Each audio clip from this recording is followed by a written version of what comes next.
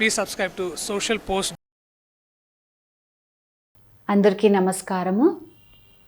ఇవాల్టి ఈ ఎపిసోడ్లో మనం నియమాలో 4th ప్రిన్సిపల్ తపస్ గురించి తెలుసుకుందాం. తపస్ అంటే మనకి తలలో వచ్చే ఇమేజ్ ఏంటంటే ఏదో ఇట్లా చేతులు తల మీద పెట్టుకొని ఒక కాలు పైకి పెట్టుకొని ఏదో ఋషులో మునులో చేస్తున్న తపస్ అనిపిస్తుంది. అలా కాకుండా తపస్ వేరుగా మనము మన డే టు డే లైఫ్కి ఎట్లా అప్లై అవుతుందో చూద్దాము. నా అనుభవం ప్రకారం తపస్సు అంటే సెల్ఫ్ డిసిప్లిన్ అనుకోండి. మీరు చేసే ఏ పనైనా ఒక పద్ధతిగా ఆర్గనైజ్డ్గా, నేను ఇంతకు ముందు కూడా చెప్పాను, హౌస్ వైఫ్ రోల్ ఉందనుకోండి, అది మీరు మంచిగా ప్రాపర్గా చేస్తున్నారనుకోండి, అది తపస్సు.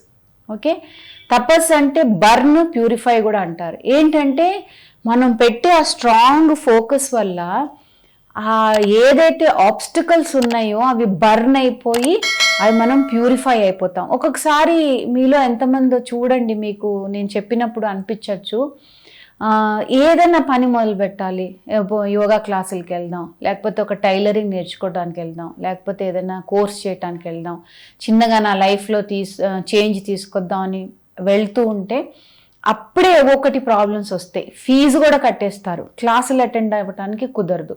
సో అదేంటంటే మన ఓన్ డౌట్ అనమాట. మనకి మనం పెట్టుకున్న సెల్ఫ్ డౌట్ వల్ల ఒక్కొక్క ఆబ్స్టికల్, ఒక్కొక్క రాయి వచ్చి పడుతూ ఉంటుంది. సో తపస్ అన్నప్పుడు సింపుల్, మీరు మీ లైఫ్లో ఒక చేంజ్ తీసుకురావాలి, ఒక మార్పు తీసుకురావాలి అనుకున్నప్పుడు డిసిప్లిన్. నేను నా ఫస్ట్ ఎపిసోడ్లో చెప్పాను, ఈ యోగా అంటే మ్యాట్ వేసుకొని 108 సూర్య నమస్కారాలు చేసి గంటన్నర ప్రాక్టీస్ అవసరం లేదు.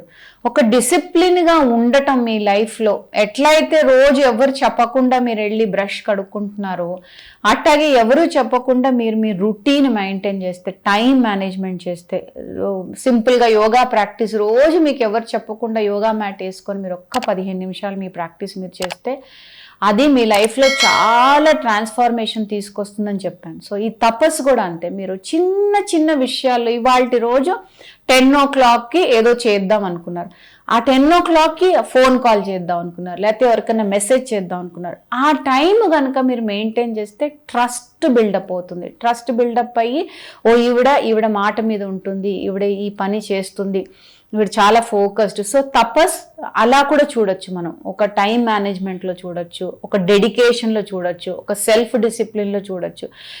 మా టీచర్ అయితే ఎప్పుడైతే యోగా మేము కోర్స్ చేసినప్పుడు ఆవిడ ఏం లేదు, సింపుల్ ఏం చెప్పారంటే, మీరు ఒక దోశ వేస్తున్నారనుకోండి, ఆ దోశ గరిటెతో పిండి ఎలా తీసాను, పెనం మీద ఎలా తిప్పాను, ఆయిల్ వేసాను, ఆయిల్ మళ్ళీ తిప్పుతున్నాను, ఎన్నోసార్లు మనకు ఆయిల్ వేసాం లేదో మనం మైండ్ఫుల్గా ఉండవు.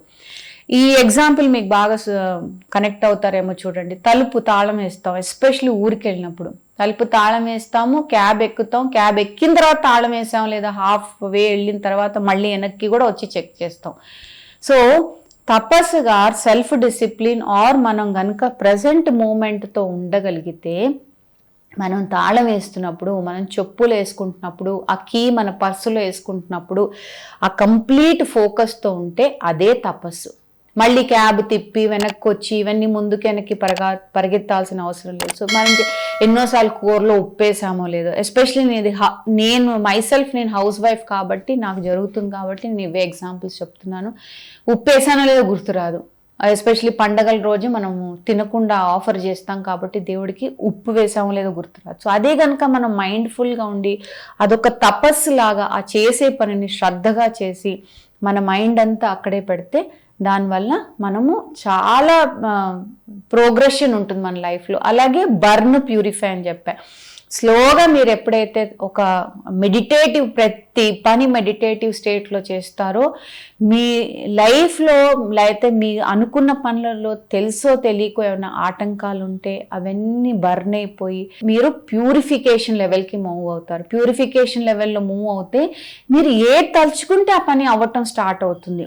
ఇవాళ బయటికి వెళ్ళాలి, లేకపోతే ఈ కోర్స్ చేయాలి, లేకపోతే ఇది చదువుకోవాలి, ఇది ఇవాళ పారాయణం చేయాలి, లేకపోతే ఎక్కడైనా బయటికి వెళ్ళాలి, ఈ ఇయర్ ఎండ్కి నాకు ఇంత మనీ కావాలి, లేకపోతే ఈ ఇయర్ ఎండ్కి నేను ఇది ఫినిష్ చేయాలి, ఏది తలుచుకుంటే అది అవుతూ ఉంటుంది. సో తపస్సు అంటే ఏంటంటే complete dedication, complete self discipline, అలాగే సెల్ఫ్ రిస్ట్రెయింట్ ఏంటంటే అతిగా షాపింగ్ చేయటము, అతిగా తినటము, అతిగా బయటికి వెళ్ళటము, అతిగా మాట్లాడటము, ఏది కూడా మనకి హెల్ప్ చెయ్యదు. అది మనకి, నేను చెప్పాను కదా, ఆబ్స్టికల్స్ వైపుకి తీసుకెళ్తూ ఉంటుంది. ఇన్స్టెడ్ ఆఫ్ దాట్ మీరు ఏం చేస్తారంటే అన్ని మైండ్ఫుల్ అయ్యి ఎక్కడెక్కడ నాకు లీకేజెస్ అవుతున్నాయి, ఎక్కడెక్కడ నాకు ఎనర్జీ ఇదవుతోంది చూసుకొని అదంతా సీల్ చేసి మీ చేసే ఒక్క పని మీద కంప్లీట్ ఫోకస్ కాన్సన్ట్రేషన్ పెట్టి అది తపస్లాగా చేయండి. చేస్తే మీ ద్వారా మీరు ఒక 10 మందికి మీ డెడికేషన్, మీ సెల్ఫ్ డిసిప్లిన్ చూసి మీరు వేరే వాళ్ళని కూడా ఇన్స్పైర్ చేస్తారు. ఇంకొన్ని విషయాలతో మళ్ళీ కలుద్దాం. అప్పటి వరకు సెలవు.